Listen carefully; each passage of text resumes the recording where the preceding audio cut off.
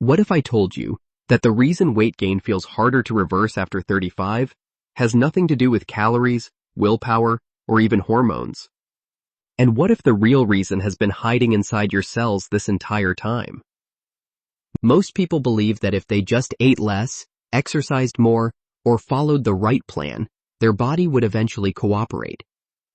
But for many men and women, especially after their mid-30s, that just doesn't happen. And here's the frustrating part. It's not because you're doing something wrong. In fact, what if trying harder is actually part of the problem?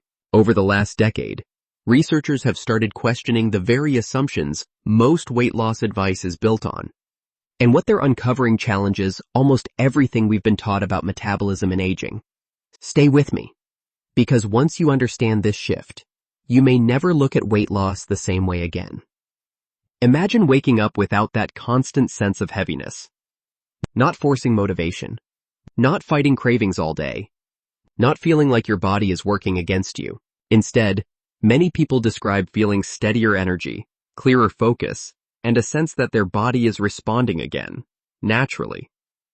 This isn't about dramatic transformations or extreme changes. It's about understanding what may support your body's internal energy systems, so everything else feels easier. When the body is producing energy efficiently, everyday choices tend to fall into place. People often find they're less drained, less reactive, and more in tune with their routines. And for those who felt stuck for years, that shift alone can be incredibly freeing. If you're watching this, there's a good chance you've already tried doing everything right. You've watched what you eat. You've stayed active. You've followed plans that worked once, but not anymore.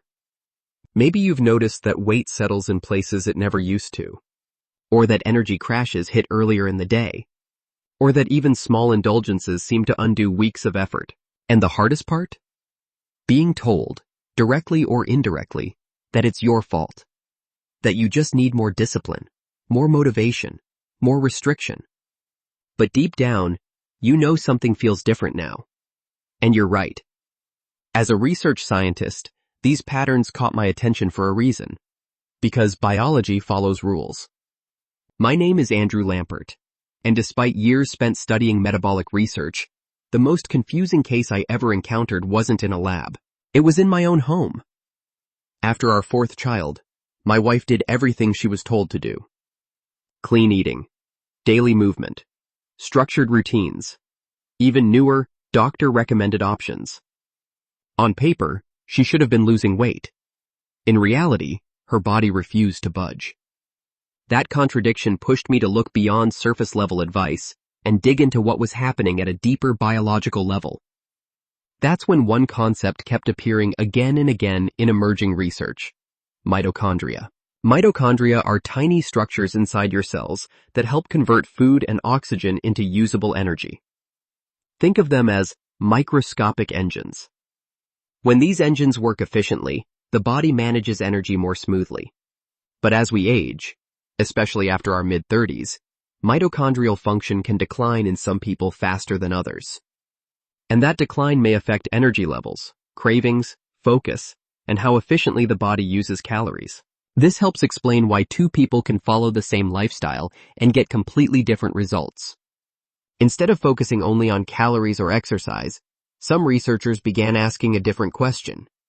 What if supporting cellular energy comes first? That question opened the door to a new way of thinking, one centered on mitochondrial support, not punishment or restriction. If this is already making you curious, I encourage you to keep watching, or check out the short educational presentation linked in the bio or video description, where this concept is broken down step by step. It explains the science clearly, without hype, so you can decide for yourself whether it makes sense. Here's why so many past solutions may not have worked long-term. Most programs focus on forcing change from the outside, cutting calories, increasing output, or suppressing appetite. But the body isn't a simple math equation.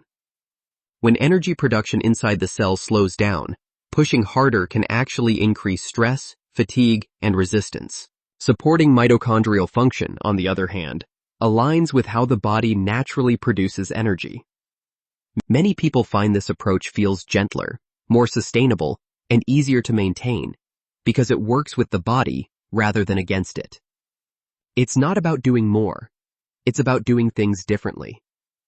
As awareness around this mitochondria-focused perspective has grown, thousands of people have begun exploring it as part of their daily routines.